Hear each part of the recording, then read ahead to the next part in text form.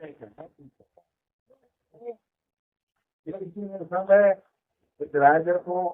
એમાં એક બ્રાહ્મણ દીકરો, એક બ્રાહ્મણ બે દીકરીઓ અને એના લગ્ન કર્યા. કઈ લગ્ન કરી હારે ભય કુવાનો એટલે એ દીકરીનું નામ હતું, એકનું નામ ગંગા અને એકનું નામ સીતા. અને એમાં જે ગંગા હતી ને એ ગામનો રાજા એના ઉપર ખરાબ દ્રષ્ટિ.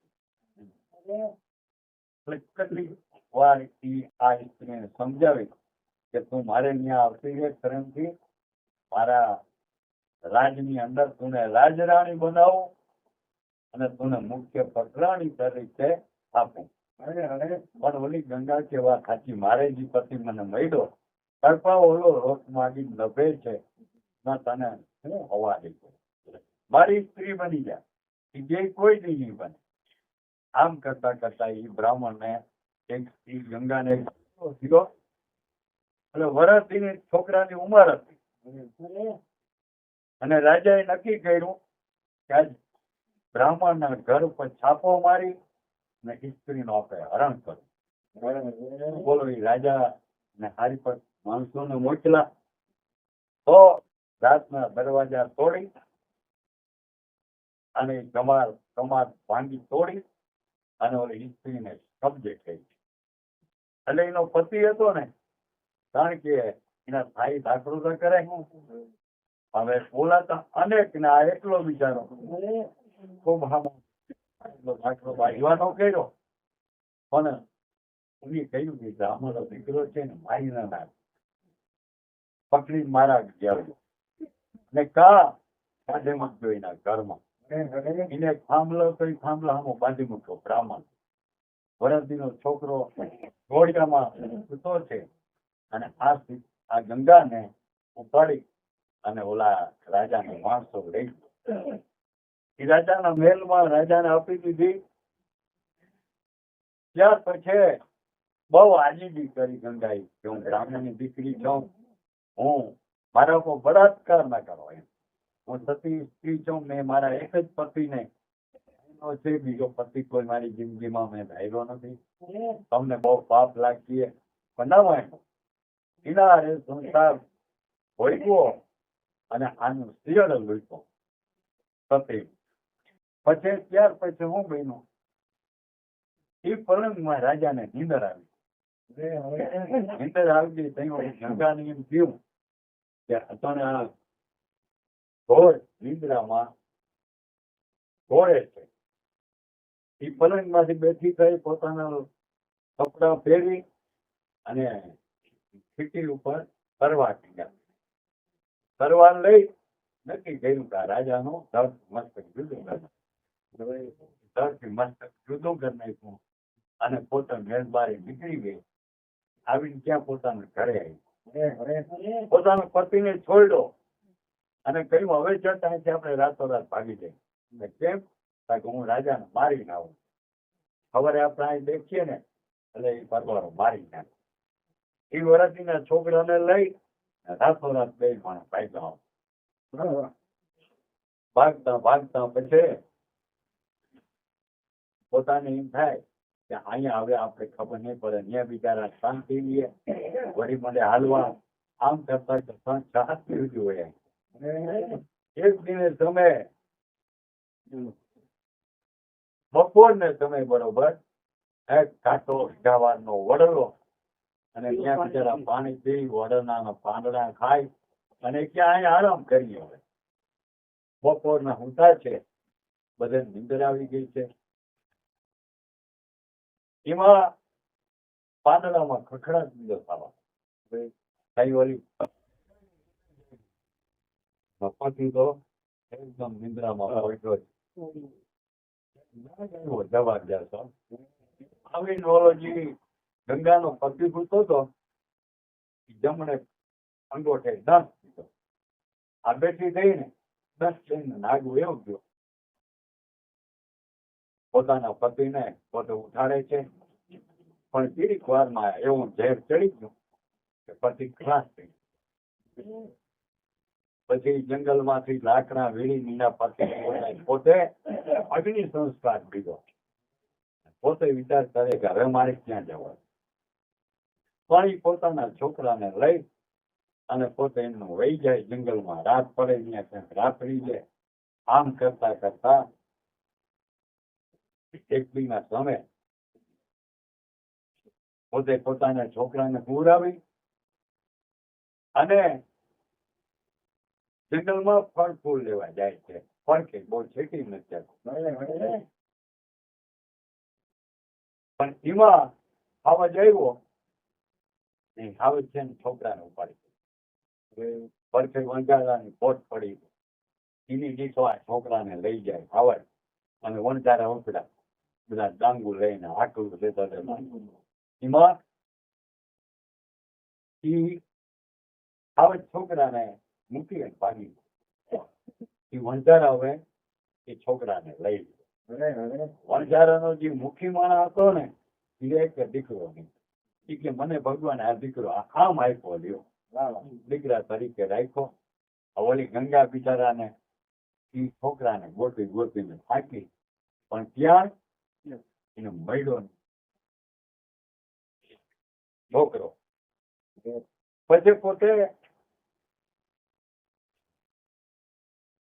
એક બીજી વણઝારાની પોટ એના ભેરી થઈ ગઈ. પોતે બોલાવે કહ્યું મારે અમારા ભેરું રહેવું છે. હા. પછી એક વણઝારો હતો એની પોતાની દીકરી મને ઘણા દિવસો પોતે ભેરી રાખી અને પછી એને કહ્યું કે હવે આપણે રાખવી નથી.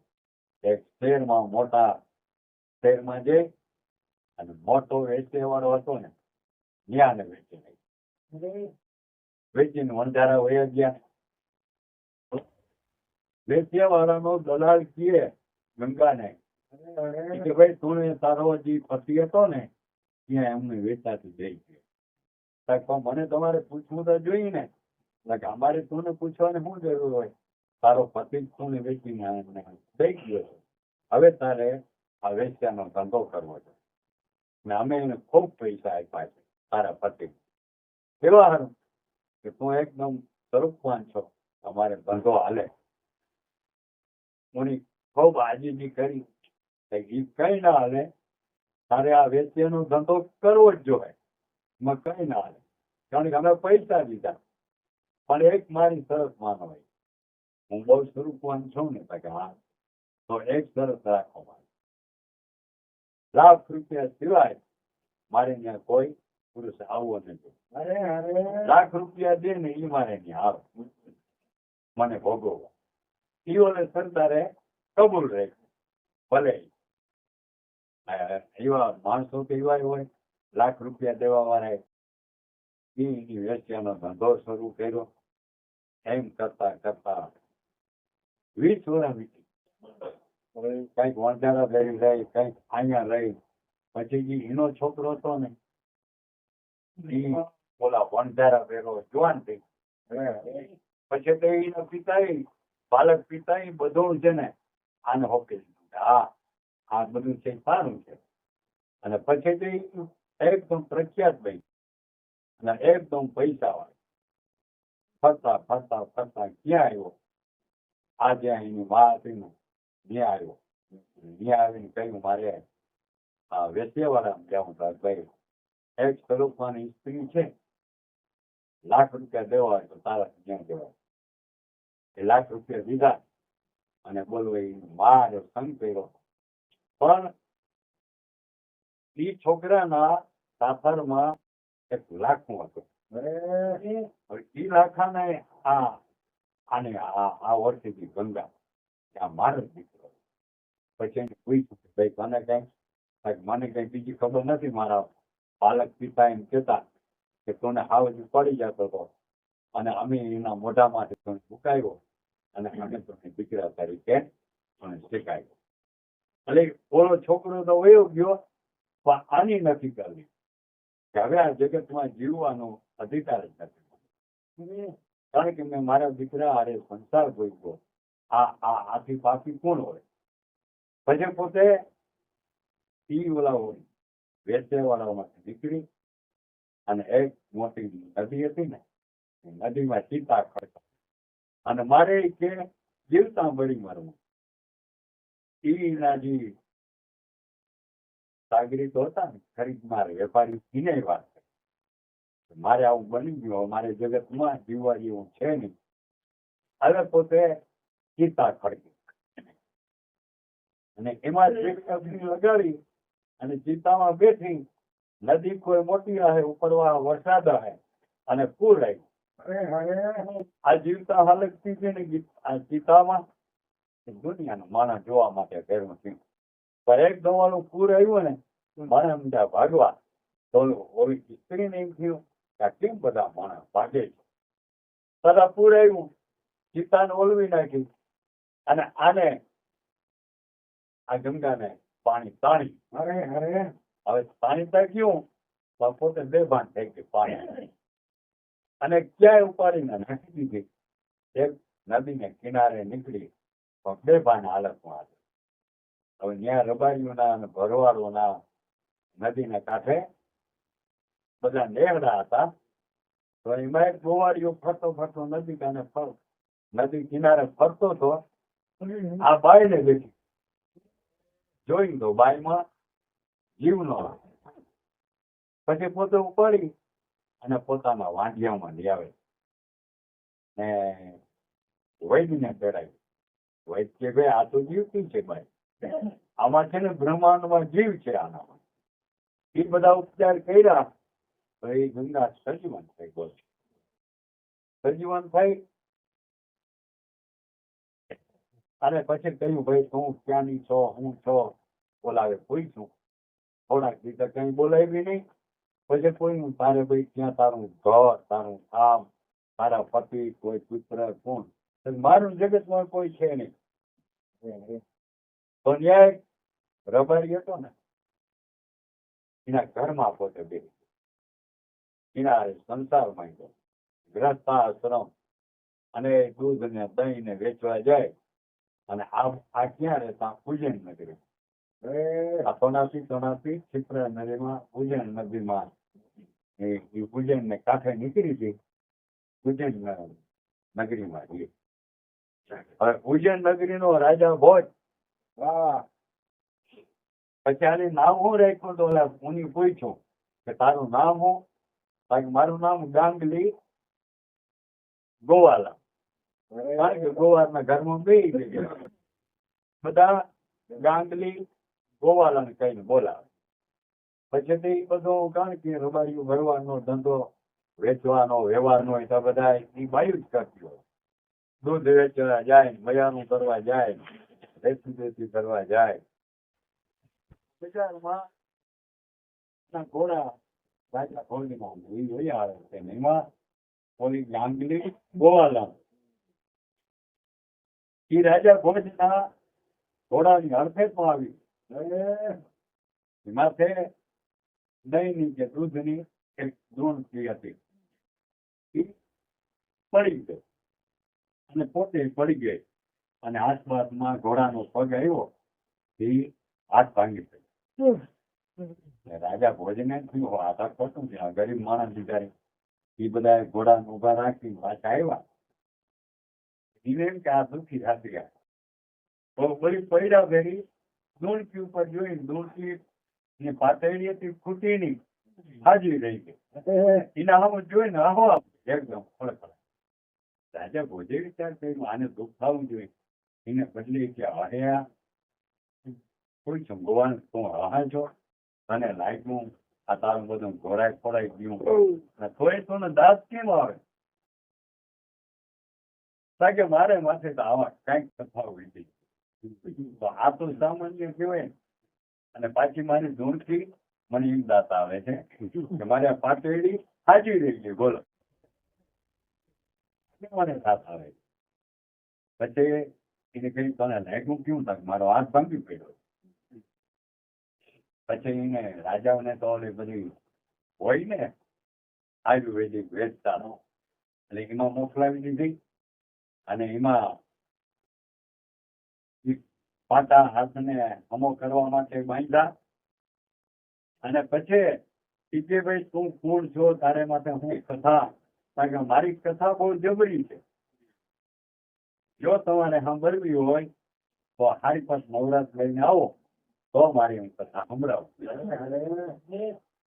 પછી પોતે રાજા ભોજ એક નવરાત્ર લઈ અને કથા સાંભળવા જાય. કથા અને ફળ આ બધી પોતાની કથા આજે પોતા પર વિના કોઈ વીતી ગઈ ને એ બધી કથા કહી.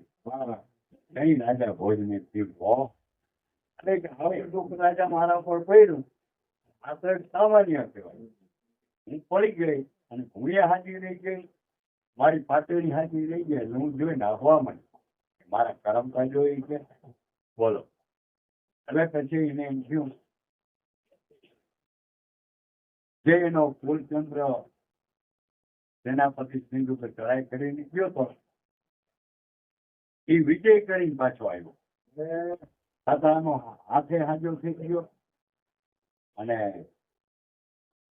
ફૂલચંદ્ર આવ્યો એટલે એ વિજય સાથે આવી ગયા. શું કહ્યું? કારણ કે એ સિંધની મુખ્ય નગરી હતી, ઉજળ કરી અને હર હકાવી એમાં કોળિયું વવડે, કોળિયું ચલણ થાય ને. અને રાજા ભોજના પર એકદમ ખીજાણો, અરે મૂર્ખના સરદારી છે, કોળિયું વવાય કે મીઠું વવાય? કોળિયું ન વવાય તો આપણું જે મારવાનું આ ધન છે ને બધું દઈડાય ને વાં જવાનું, સીધમાં જવાનું. ત્યાં વવાય હું મીઠું વવાય, તમને એટલી ભાન નથી. પછી રાજા ખીજાણો, કારણ કે આને રાજનીતિની કઈ ભાન નહોતી. આ તો બ્રહ્મચર્યમાંથી છે ને સેનાપતિ બન્યો હતો. રાજનીતિ કેવી થાય એની કઈ ભાન ના હોય. કદાચ આગળના રાજા શું કરતા કે જેની નગરી ઉજળ કરતા ને ત્યાં મીઠું વવડાવે, આને બદલે તે કોળિયું વવડાવ્યું. આપણું ધન બધું ત્યાં ખેંચાઈ જાય મોટા. પછી કહે છે કે આ ગાંગડીજી ગોવાલા હતી ને એના વેલાના લગ્ન કરાવી દીધા. એટલે બોલો માનવના માથે દુઃખ કરવું પડે છે. એટલે શ્રીમદ ભાગવત છે, આપણે ગીતા છે, એ શું લખે છે કે માણસને પ્રકૃતિ અને વાસના એ બે જાતિ નથી. ગીતામાં લઈ તમે જમીને જન્મો તો તમારી પ્રકૃતિ આઈ છે ને એ પાછી વાર ભેરી જાય કે આ જ તમારો સ્વભાવ હોય ને એવો ને એવો પાછો વાં તમારો એ જ સ્વભાવ આવે. પછી વાસના આપણે કહ્યું ને કબીર સાહેબ, મન મરે બાયા મરે મર મર જાય શરીર, આશા તૃષ્ણા ના મરે કે ગયા દાસ કબીર. તો આપણે ઘણાઓને શંકા થાય કે આશા તૃષ્ણા મન મરે માયા મરે મર મર જાય શરીર, આશા તૃષ્ણા ના મરે કે શરીર ના હોય આ કાયા ના હોય તો પછી આશા તૃષ્ણા નું ક્યાં રહ્યું? પણ એ હું છે વાસ. આપણે જમીન મરવા તને આપણે ગીતાના પાઠ માણાને સંભળાવીએ, કોઈ આપણે હરિરસના પાઠ સંભળાવીએ, શું કરવા કે મનને હારે ઠેકાને ભગવાનમાં સુરતા લાગી જાય તો એનો ઉદ્ધાર થઈ જાય. એ હારું આપણે કથા સંભળાવી. નકર જ્યાં આપણી વાસના રહી જાય ત્યાં આપણો જન્મ